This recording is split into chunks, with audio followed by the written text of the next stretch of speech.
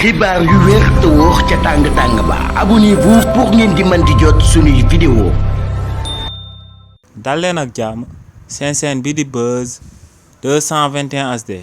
tey ci conférence de presse bi nga xam ne ex-détenus yi ñoom ñoo ko organisé amoon na akub jàppante bu daal di jaar ci diggante kuy uyoo ci turu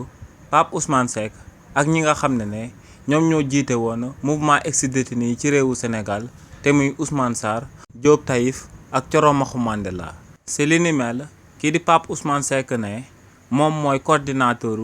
détenus yi njëkk a daal di jàpp ci régime président Macky Sall te ñu dippee woon leen force spéciale ne daal dinay def ñaari at ci kaso bi waaye tamit ne ginnaaw bañ daan jàmmaarloog régime président Macky Sall benn rakam buy uyoo ci turu Abdou Aziz Seck dañ ko cee boomoon. nee nag lu ko métti ba mu daal di jàppanteeg naataango ex-détenu mi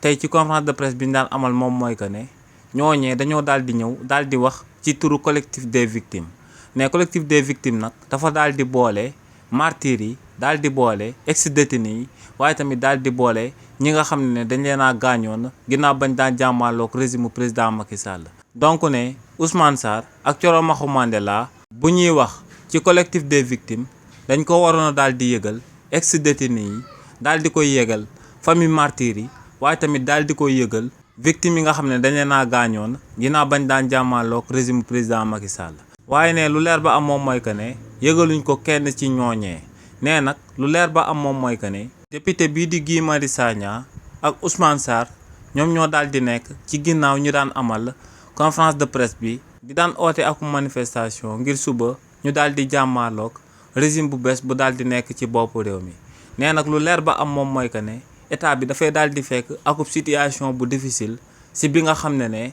ay priorité yu bëri la daal di amandoo. donc ne du yoon ay ex-détenus daal di taxaw temm ne dañuy mettre la pression état bu bees bi ngir ñooñee daal di taxaw seen dossier daal di bàyyi yeneen dossier yu daal di nekk ci réewu Sénégal te dossier yooyu tamit daal di nekk ay dossiers yu prioritaire comme seen dossier bi. donc ne lu muy sàkku ci ex-détenus yi mooy ñu daal di am patience gungewaale état bu fi daal di nekk. ndax ne lu leer ba am moom mooy que ne ñi nga xam ne ñoom ñoo amaloon ñaawteef daal di fiy boom ay sénégalais du régime bu bees bi ñoo leen di bàyyi ñu daal di nekk ñu impuni. xibaar yu wér te wóor ca tàng ba abonnez-vous pour ngeen di mën di jot suñuy vidéo.